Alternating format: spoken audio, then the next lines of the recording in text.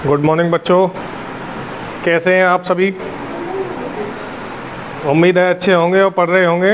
काफ़ी दिनों से मैंने एनएमएस की वीडियो नहीं भेजी है ग्रुप पर, तो जो बच्चे नए जुड़े हैं या जो पहले से जुड़े हुए हैं वो लगातार पढ़ते रहें, ये ध्यान रखें। और पढ़ने के बाद ग्रुप पे यस ज़रूर लिखें कि हमने काम कर लिया या नहीं। तो आज एनएमएस की अगली वीडियो में हम एसएसटी विषय के अध्ययन, एसएसटी विषय के अंतर्गत प्राचीन इतिहास के प्रश्नों पर चर्चा करेंगे। जैसा कि इससे पहले मैं एक वीडियो इसकी लिखवा चुका हूँ। आगे क्वेश्चन आंसर आप लिखते जाएं और समझाता जाऊंगा मैं, ठीक है। लिखिए क्वेश्चन पहला।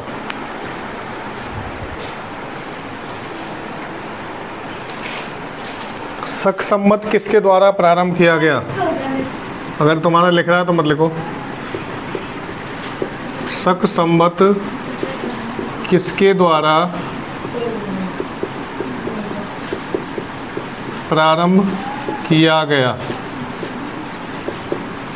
तो पहले संवत समझते हैं। संवत किसे कहते हैं? संवत बोलते हैं कैलेंडर को, ठीक है। हर समाज के और हर धर्म के कैलेंडर अलग होते हैं। बौद्ध धर्म का कैलेंडर अलग, हिंदू धर्म का कैलेंडर अलग, ईसाइयों का अलग और मुसलमानों का अलग। वो इलाही संवत होता है। जो मुस्लिम समाज का जो कैलेंडर होता है उसको बोलते हैं हिजरी संवत या इलाही संवत, ठीक है। और शक संवत जो था वो चलाया था किसने? कनिष्क, जिसके शासनकाल को स्वर्ण युग कहा जाता था। इन्होंने सोने के सिक्के भी चलाए थे। क्या चलाए थे? सोने के सिक्के। हाँ। अगला क्वेश्चन लेके।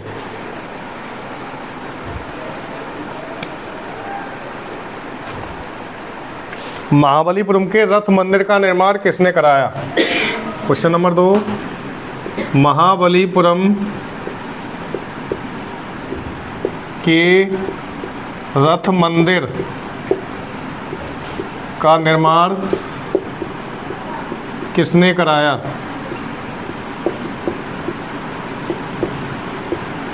देखिए, बहुत प्रचलित क्वेश्चन है ये, अधिकतर परीक्षा में आता है। महाबलीपुरम के जो मंदिर हैं, रथ मंदिर, उनका निर्माण किसने कराया था, ठीक है। तो आंसर लिखेंगे।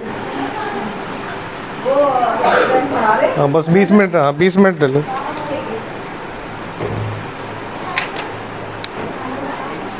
आंसर लिखें इसका। पल्लव राजाओं ने। पल्लवी से याद कर लेना आप, पल्लव राजा। एक हमारी क्लास में लड़की पल्लवी है, लगभग 2 हैं। पल्लव राजा जो थे उन्होंने महाबलीपुरम के रथ मंदिर का निर्माण कराया था। महाबलीपुरम चेन्नई में स्थित है। कहाँ स्थित है? चेन्नई। कौन से राज्य की राजधानी? चेन्नई। वेरी गुड, तमिलनाडु की राजधानी है। और दूसरा, इसको हम डॉक्टर कलाम के घर से भी जानते हैं। डॉक्टर कलाम तमिलनाडु के कौन से द्वीप में? रामेश्वरम द्वीप में पैदा हुए थे। कहाँ हुए थे? रामेश्वरम, ठीक है। और अगर इनका कोई गांव पूछे कि उनका गांव कौन सा था, कौन सा गांव बताओ कोई? कलाम साहब का गांव कौन सा था? तो आप धनुष याद करेंगे। क्या याद करेंगे? धनुषकोडी। क्या नाम था? डॉक्टर कलाम हमारे ऊपर ही लगे हुए हैं। इनका जन्म धनुषकोडी में रामेश्वरम द्वीप में हुआ था, तमिलनाडु राज्य में, जिसकी राजधानी है चेन्नई। चेन्नई में ही महाबलीपुरम के रथ मंदिर है, जिसका निर्माण कराया था पल्लव राजाओं ने। किसने? ठीक है, प्रश्नों को अच्छे से समझते हुए चले। अगला प्रश्न लिखें। ये भी मैं लिखा चुका हूं तुम्हें। इसलिए कि शुद्ध अद्वैतवाद, शुद्ध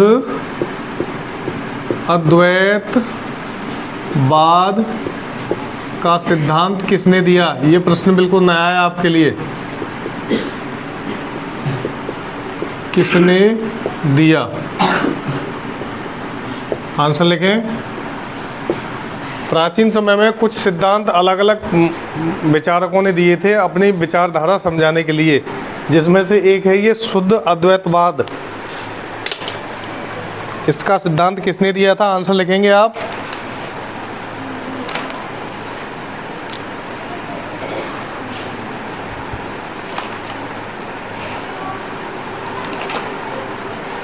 वल्लभाचार्य।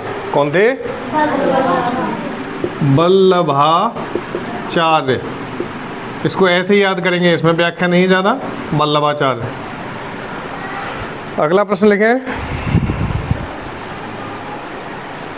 अच्छा देखो, एक प्रश्न इसमें दिया है किताब में, इनमें से कौन सा सबसे प्राचीनतम ग्रंथ है? ठीक है, कंफ्यूज नहीं होना, आंसर बताना। मैं विकल्प बता रहा हूँ आपको। सबसे प्राचीनतम ग्रंथ कौन सा है?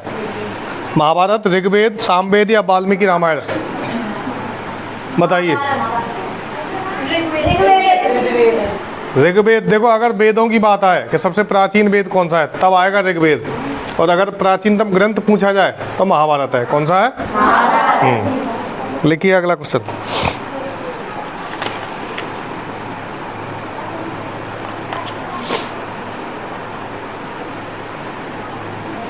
इसको करेक्ट कर लो, इसका ऋग्वेद ही है। ठीक है, महाभारत ऋग्वेद के बाद है।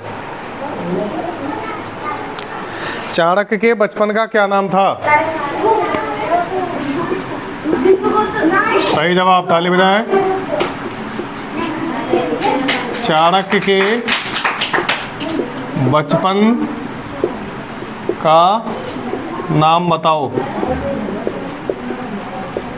तो इसका आंसर है विष्णुगुप्त। क्या था? विष्णुगुप्त। अच्छा, महेश दास किसका नाम था?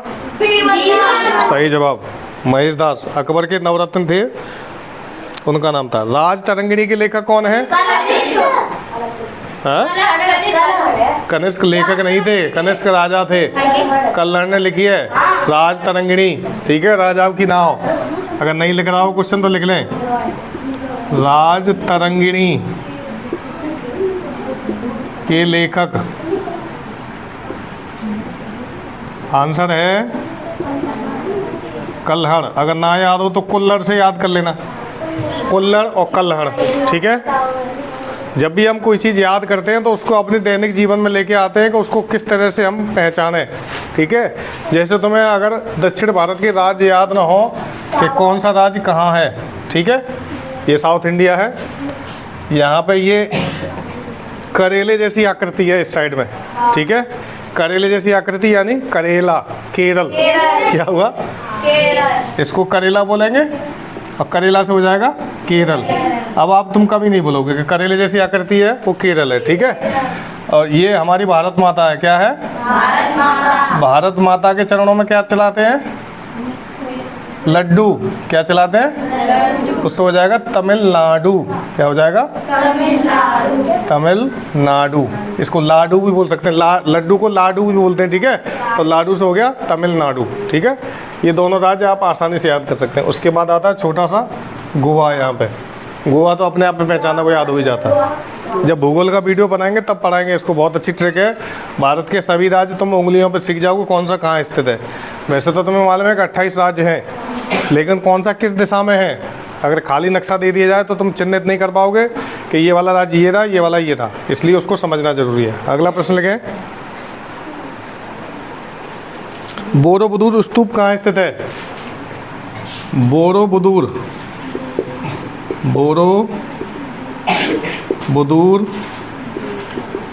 स्तूप कहाँ स्थित है? स्तूप क्या होता है, कोई बताए? देखो, स्तूप जो है, पहली बात तो स्तूप होते हैं बौद्ध धर्म के जो मानने वाले होते हैं उनके मंदिर होते हैं। ठीक है, एक ऐसा स्थल जहाँ पे बौद्ध धर्म के अनुयायियों के अवशेष दफन होते हैं, जैसे तथागत बुद्ध का दांत या बाल या हड्डियाँ अलग अलग स्तूपों में दफन है। ठीक है, तो इसका आंसर लिखिए कंबोडिया। कहाँ पे? कंबोडिया हिंदू राष्ट्र है, यहाँ सबसे अधिक हिंदू पाए जाते हैं। ठीक है, और बौद्ध भी पाए जाते हैं।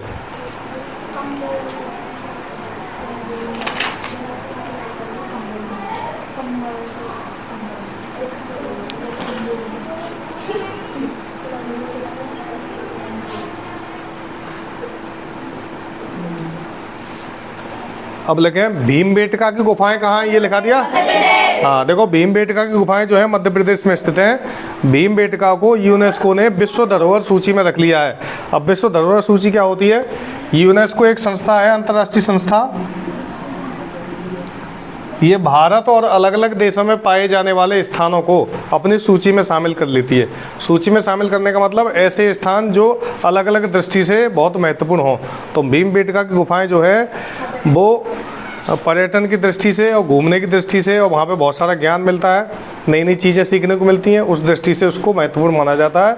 तो कभी कभी प्रश्न आता है कि इनमें से कौन सा यूनेस्को विश्व धरोहर सूची में है। तो इसके बारे में अलग से कभी बताएंगे हम कि यूनेस्को की विश्व धरोहर सूची में कितने स्थान हैं। लगभग 200 से ऊपर हैं। ठीक है। वर्तमान में यूएनओ के सदस्य कितने हैं?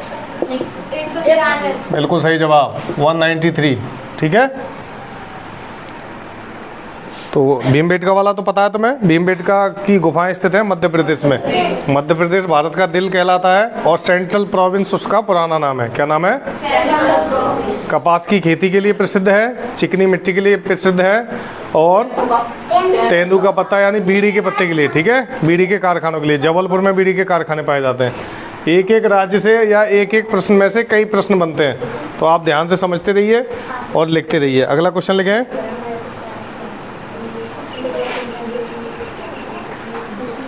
इतिहास के जनक कौन थे? जो इतिहास हम पढ़ते हैं,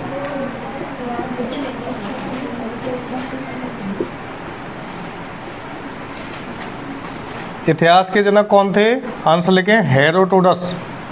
हेरोडोटस यूनानी थे ये, हेरोडोटस। और भूगोल के जनक थे हिकेटियस। ठीक है। हेरोडोटस।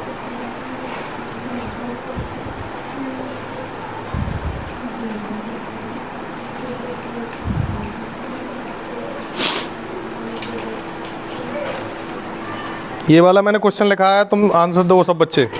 वैदिक काल में गांव के प्रमुख को किस नाम से जाना जाता था? आंसर सुनिए। ग्रामीण, कुलुप, राजा या विस्पति? इसका आंसर है कुलुप। गांव का मुखिया वैसे तो प्रधान होता है, कहीं कहीं बोल देते हैं हम मुखिया ही बोल देते हैं, और गांव और वैदिक काल यानी प्राचीन समय में उसको जाना जाता था कुलुप नाम से। 39 बी। कुलुप मेरे ख्याल से मुगल शासक में था। इसका ग्रामीणी है, ग्रामीणी। ठीक है। लिख रहा है ये ग्रामीण नहीं है, ग्रामीणी। मैं ही कन्फ्यूज हो गया, कोई बात नहीं, सॉरी। अगला देखें।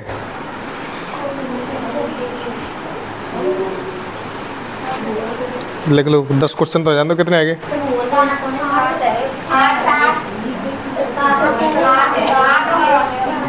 देखिए, हम्पी किसकी राजधानी थी? हम्पी रायगढ़ की। हम्पी गलत है, विजयनगर। लिख लो, हम्पी किस राज्य की राजधानी थी?